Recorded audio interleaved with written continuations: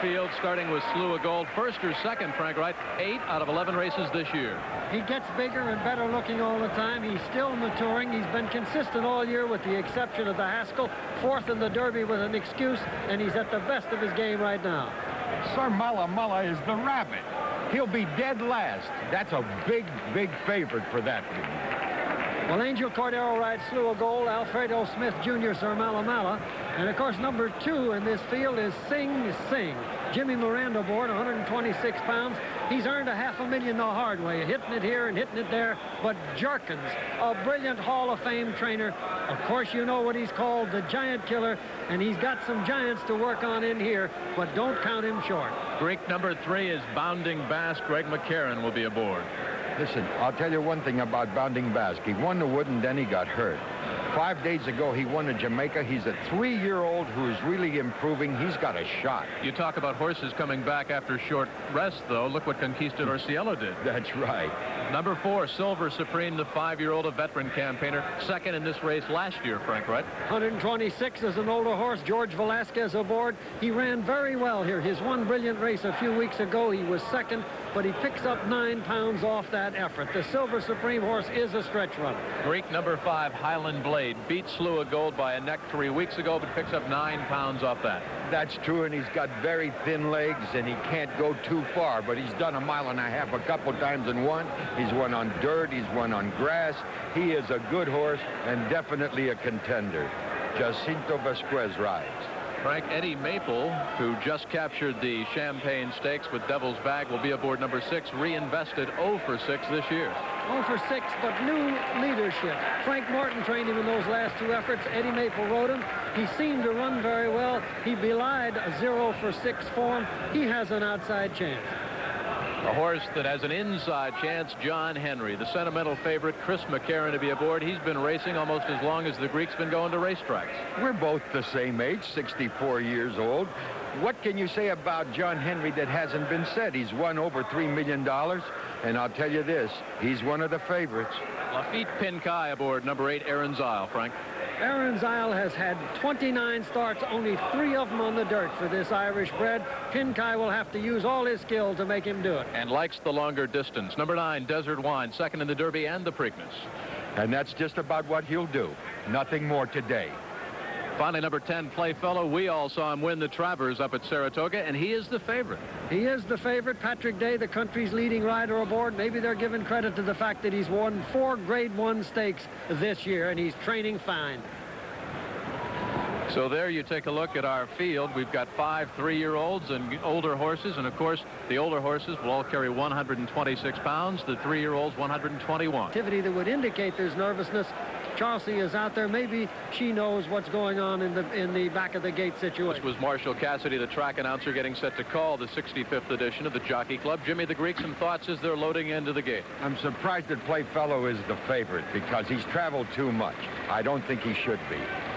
Listed at the co-favorite right now at 5-2, along with the 7-horse. That, of course, would be John Henry, the 8-year-old gelding. And what a story that would be if he would come back and win this race yet again. Well, it would be marvelous for old people like Jim and me. That's because right. It would make you think there's always a chance.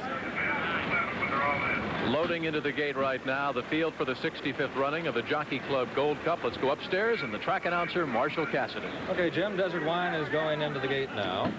Has gone in very nicely. The last horse to go into the gate will be Playfellow. Dressed in the yellow and blue silks with blue blinkers, still in the hands of the pony. Assistant starter walks over to get Playfellow. Playfellow will need a little bit of special attention when he gets into the gate.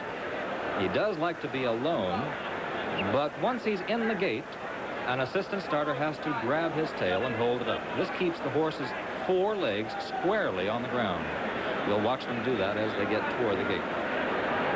Okay, Playfellow, come on. Now we're going toward the gate with a little bit of help from behind.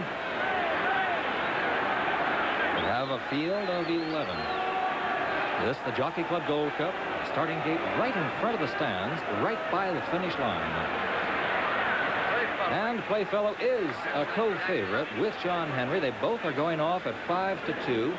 Very interesting in that the entry of Slew of Gold and Sir Mala will be in second favoritism at 3-1. Okay, Playfellow with 3 assistant starters is being led into a stall.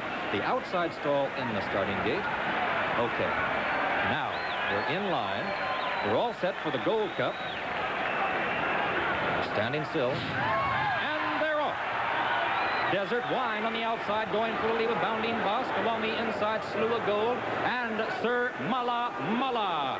The Rabbit, Sir Mala Mala, has gained the lead on the inside of Desert Wine on the outside in second. Then Bounding Bosque is third. Playfellow is in fourth, and Slew of Gold is in fifth. Sing Sing on the rail is in sixth. They head into the clubhouse turn. Sir Mala Mala has the lead by a half. Desert Wine on the outside in second by a length and a half. Bounding Bosque is third by a length. Playfellow on the outside in fourth. Slew of Gold on the rail is fifth by a length. John Henry on the outside is in sixth. Then it's Reinvested and Sing Sing about 10 back to Highland Blade. Highland Blade is extremely far back, about 3 to Aaron's Isle, and Silver Supreme is 11th. The first quarter, 23-3. The half in 48 left. We're on to the backstretch. Sir Mala Mala nearest the rail has a head in front. Desert Wine is right alongside, second by a length. Slew of Gold, Playfellow heads apart. Playfellow is now moving on the outside into third alongside Desert Wine and Sir Mala Mala. Playfellow now takes the lead from Desert Wine. Sir Mala Mala is dropping back as Slew of Gold gains on the rail. Bounding Bosque is still right there. They continue down the backstretch, and they are very bunching on the front end. 3/4, 12-3. Bosque has the lead now by a head. Slew of Gold in second. Playfellow is back into third. Sing Sing is in fourth. John Henry is in fifth. And Desert Wine has dropped way back, now out of contention. Then it's Reinvested and Highland Blade. Highland Blade is in gear and is moving up gradually on the outside. They round the far turn, the mile, in 36-3. The pace is fast. Bounding Bosque leads the way by a length. Slew of Gold second by 2.5. Playfellow is third by a length. Now John Henry has moved up on the inside, is nearest the rail, is in striking position there at the top of the stretch. There goes Slew of Gold on the inside. Slew of Gold has the length lead. Bounding Bosque second, and on the outside is Playfellow in third. Highland Blade making up lots of ground with John Henry, but John Henry is still far back. Slew of Gold has the lead by 2. Bounding Bosque second by a length. Highland Blade on the outside moving into third.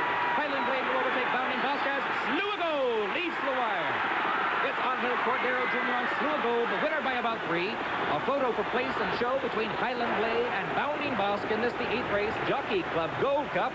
Slew of Gold has taken 2 of the fall championship races. The time on the board, 2 minutes, 26 and 1/5 seconds. A stakes record for the Gold Cup. Back to you, Jim. It was the fast way. He saved ground at the head of the stretch, made a quick move, and here you see him with the right-handed stick, and he keeps his horse to a drive, knowing that the stretch runners are behind him. In this case, the major threat, a little too little and a little too late, came from Highland Blade.